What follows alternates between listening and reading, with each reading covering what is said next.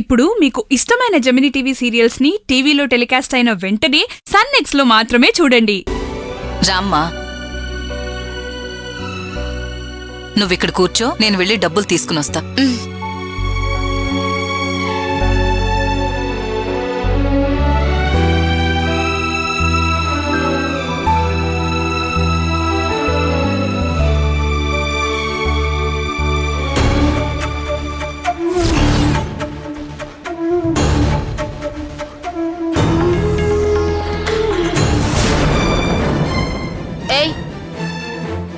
ఎవరు నువ్వు? Water can వేయడానికి వచ్చాను. వాటర్ క్యాన్ తెస్తే ఇంటి ముందు వెయిట్ చేసి ఇచ్చి అట్నుంచంటే వెళ్ళిపోవాలి. నువ్వేంటి దర్జాగా ఇంట్లోకి వచ్చి కూర్చున్నావు? లే, వెళ్ళు, బయటికి వెళ్ళి నిలబడు. ఏయ్ ప్రణీత, ఆ అమ్మాయిని ఎందుకు బయటికి వెళ్ళమంటున్నావు? వాటర్ క్యాన్ వేయటానికి వచ్చి సరాసరి ఇంట్లోకి వచ్చి కూర్చుంది. చూడు మమ్మీ, నేనే రమ్మన్నాను, మధ్యలో నీకేంటి ప్రాబ్లం? అసలేం చేస్తున్నావు మమ్మీ నువ్వు? ఇలాంటి వాళ్ళని ఇంటి ముందు చెప్పులు విడిచే చోటే నించోబెట్టాలి. నోర్మోయ్, ఏం మాట్లాడుతున్నావే? కొట్టానంటే పళ్ళు రాలుతాయి. ఏమనుకున్నావు? వద్దు మేడం. మమ్మీ, నన్నే కొట్టడానికి వస్తావా? డాడీ రానివ్వు, చెప్తాను నీ సంగతి.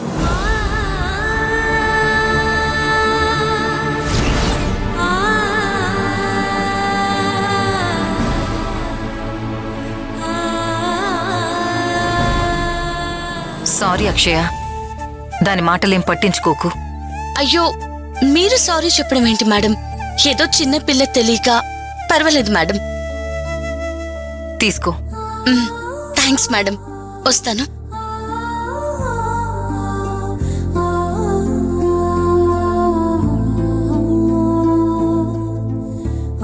అక్షయ, ఒక్క నిమిషం.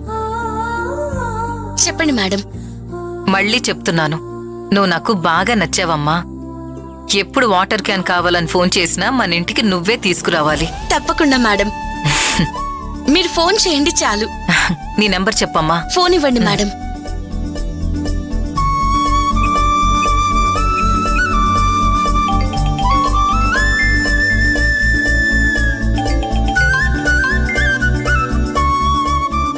మేడం, మీ పేరు? మంజుల. Bye madam. బాయ్ అక్షయ.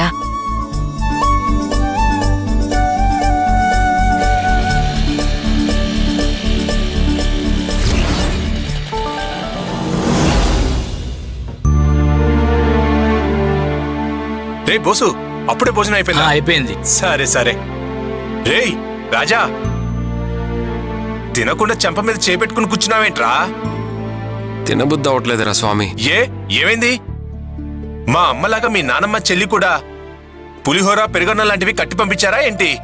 తినడానికి ఏదైతే ఏముందిరా, మనసు బాగుండాలి కదా. ఓహో, ఇది మనసు మ్యాటర్ అన్నమాట. అయితే ఓకే. కోపడకురా, కోపడకు. విషయం ఏంటో చెప్పరా? ఇంట్లో ఏదైనా ప్రాబ్లమా?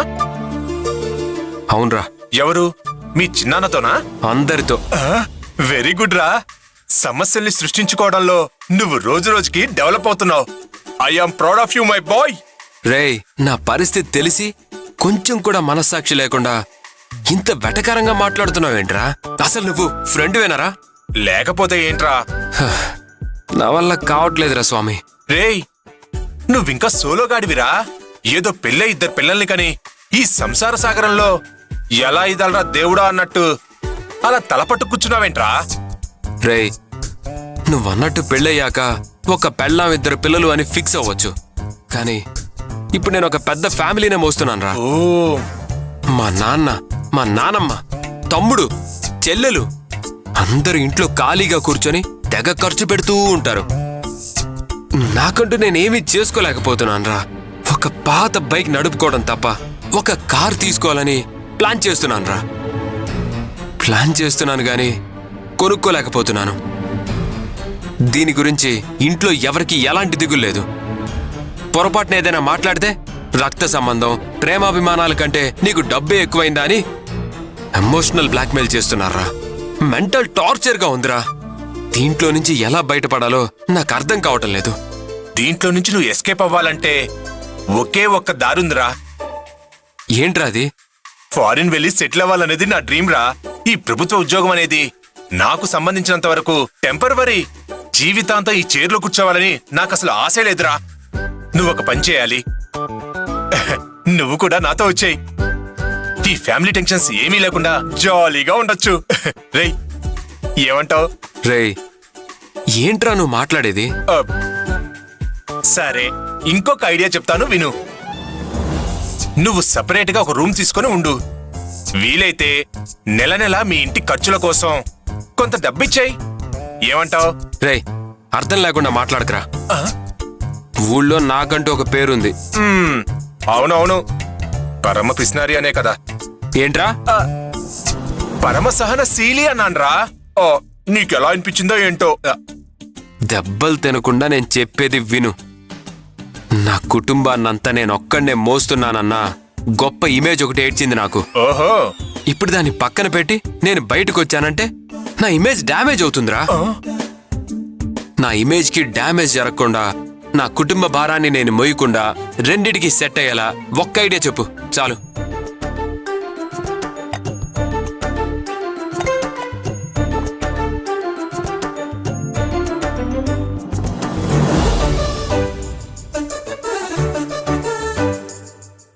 రై, ఏంట్రా నువ్వు అడిగితే నీ పాటికి నువ్వు తింటూ కూర్చున్నావు? ఈ లోకంలో నీ ప్రాబ్లం కి సొల్యూషన్ ఎవడూ చెప్పలేట్రా.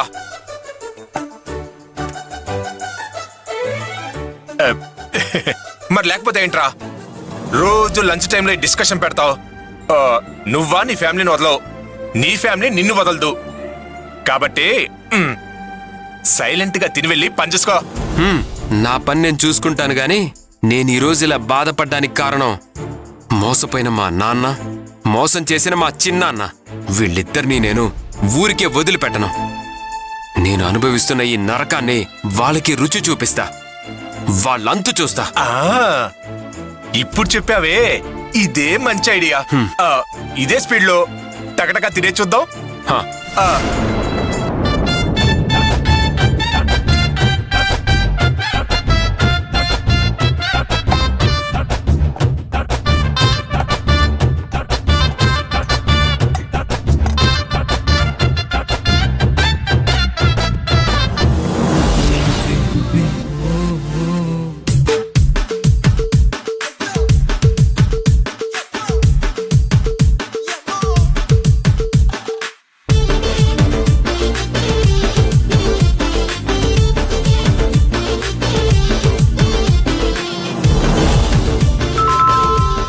వందనా, ఏ వందనా, ఏంటమ్మా? ఎవరు వచ్చారు చూడు.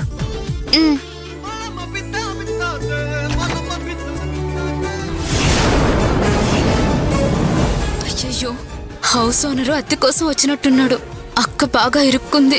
ఇప్పుడేం చేయాలరా దేవుడా? ఎవరే? ఎవరో విలన్ని చూసినట్టు అలా బొమ్మలా నిలబడిపోయావేంటి?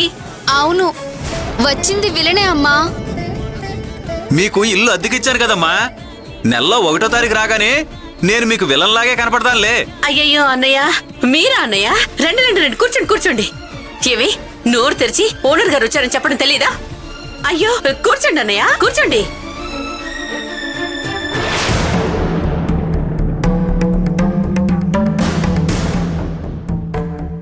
అయ్యయ్యో, నించునే ఉన్నారేంటన్నయ్య? కూర్చోండి. నేను కూర్చోడానికి రాలేదు. మీరు ఇంట్లోకి దిగేటప్పుడు నేనేం చెప్పాను? 5వ తారీఖు కల్లా నా చేతిలో అద్దె పెట్టాలని చెప్పానా లేదా? అవునండి, మరి ఈ రోజు తేదీ 6, అద్దె రాలేదు. అందుకే నేను రావాల్సి వచ్చింది. ఏంటండి మీరనేది? మీకు అద్దె డబ్బులు ఇవ్వలేదా? ఇచ్చారమ్మా. ఇప్పుడే బ్యాంకులో వేసి మీకు థ్యాంక్స్ చెప్పి వెళ్దామని ఇలా వచ్చాను. వందనా, అద్దె డబ్బులు ఎవరికిచ్చావు? అది అడుగుతుంటే దిక్కులు చూస్తావేంటే? నోరు తెరిచి చెప్పు. అక్కకిచ్చానమ్మా. దానికెందుకు ఇచ్చావే? అది నేనిస్తాలే అని అక్కే తీసుకుంది. నిన్నివ్వడం మర్చిపోయిందేమో. నాకు తెలిసి ఇప్పుడే అద్దెవ్వడానికి వెళ్ళుంటుంది. అంకుల్, కావాలంటే మీరింటికెళ్ళి చూడండి. ఏంటి కథలు చెప్తున్నారా? చెప్పిన డేట్కి అద్దె ఇచ్చే స్తోమత ఎలాగూ లేదు. కనీసం నిజం చెప్పడానికి ఏమైంది?